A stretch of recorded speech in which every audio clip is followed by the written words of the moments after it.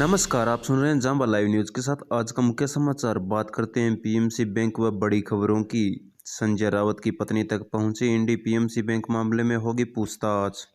महाराष्ट्र की सियासत में कभी दोस्त रहे बीजेपी और शिवसेना के बीच सियासी अदावत इस कदर बढ़ गई कि यह बड़े नेताओं के परिवार तक पहुंच गई। सुशांत सिंह राजपूत केस में अपरोक्ष तरीके से मुख्यमंत्री उद्धव ठाकरे के बेटे आदित्य ठाकरे को घेरने की कोशिश। अब मामला शिवसेना संजय राउत की पत्नी तक पहुंच गया। केंद्रीय जांच एजेंसी ईडी ने संजय राउत की पत्नी वर्षा राउत को पंजाब महाराष्ट्र कोऑपरेटिव बैंक में मनी लॉन्ड्रिंग केस में 29 दिसंबर को पूछताछ के लिए बुलाया है।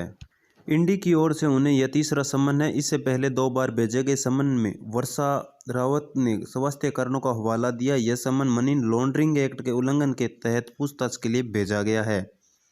ईडी ने पिछले साल अक्टूबर में पीएमसी बैंक में कथित लोन फर्जीवाड़े के मामले में एचडीआईएल के प्रमोटर राकेश कुमार वधावन, उसके बेटे सारंग वधावन, पूर्व चेयरमैन वर्याम सिंह और पूर्व मैनेजर डायरेक्टर जॉन थॉमस के खिलाफ मुकदमा दर्ज किया।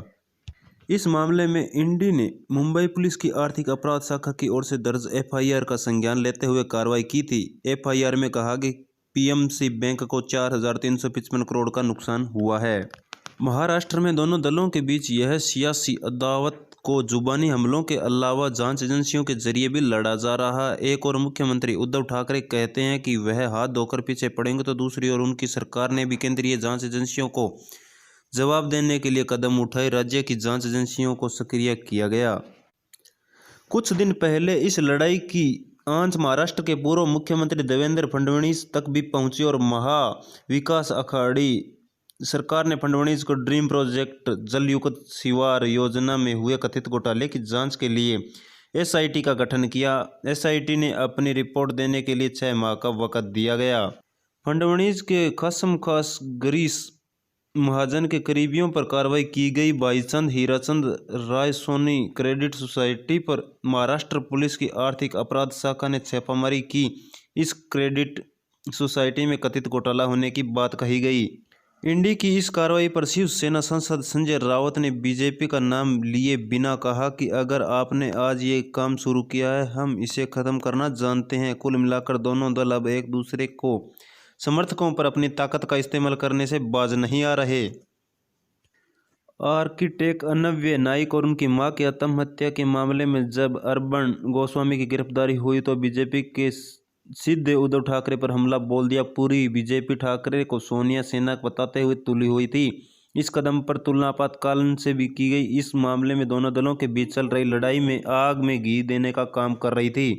बीजेपी महाराष्ट्र में अपनी सरकार चाहती है, इसके लिए वह पहले भी पूरा दम लगा चुकी है। हाल ही में उसके बड़े नेताओं केंद्रीय मंत्री राव साहब दानवे और फडणवीस का महाराष्ट्र में जल्द सरकार बनाने के दावे से पता चलता है कि बीजेपी इसे लेकर बेहद गंभीर है। शिवसेना ने भी उसे जवाब दिया कि 25 साल तक महाराष्ट्र की सत्ता में आने का सपना भूल जाएं। महाराष्ट्र की राजनीति में इस समय फिल्मी अंदाज में नेता एक दूसरे पर निशाना साध रहे हैं। शिवसेना नेता और राज्यसभा सांसद संजय राउत ने पत्नी को ईडी का नोटिस मिलने के बाद केंद्र सरकार पर कड़ा प्रहार करते हुए ट्वीट पर लिखा और चेतावनी भी दी, आ देखो जरा इसमें कितना दम। अब रावत ने भी उन्हीं अंदाज में रामदास अठावले ने जवाब में दिया कि केंद्रीय मंत्री और रिपब्लिक पार्टी ऑफ इंडिया के अध्यक्ष रामदास अठावले ने राउत पर पलटवार करते हुए कहा, हम भी दिखाएंगे कि हम में है कितना दम। प्रवर्तन निदेशालय ने संजय राउत की पत्नी वर्षा राउत को पीएमसी बैंक धन शोधन मामले में पूछताछ के लिए 29 दिसंबर को तलब किया। इसी के लेकर संजय राउत नाराज हो गए। मोदी सरकार को चुनौती देते हुए कहा कि आ देखो जरा किसमें कितना दम है, जम के रखना कदम हमारे साथियों। संजय राउत ने आरोप लगाया कि महाराष्ट्र में उद्धव ठाकरे के नेतृत्व वाली सरकार में अस्थिर करने के लिए केंद्रीय एजेंसियों का इस्तेमाल किया जा रहा है। राउत ने कहा कि भाजपा नेताओं के पास कांग्रेस और राकापा के 22 विधायकों की सूची है जिनके बारे में दावा है कि केंद्रीय जांच एजेंसियों के दबाव से वे इस्तीफा दे देंगे। राज्यसभा सदस्य ने कहा, मेरी पत्नी ने 10 साल पहले एक मकान की खरीदारी के लिए एक दोस्त से 50 लाख रुपए का कर्ज लिया था। उस संबंध में पिछले 1.5 महीने से प्रवर्तन निदेशालय के लगातार पत्र व्यवहार हुआ है। उन्होंने कहा कि पत्र व्यवहार के दौरान इस कर्ज राशि को लेकर सभी विवरण इंडी को मुहैया कराए थे। संजय राउत ने कहा, जब इंडी ने पत्र व्यवहार में पीएमसी बैंक मामले और एचडीआईएल के मामले का जिक्र ही नहीं किया तो भाजपा के नेता ऐसा कैसे कह सकते हैं।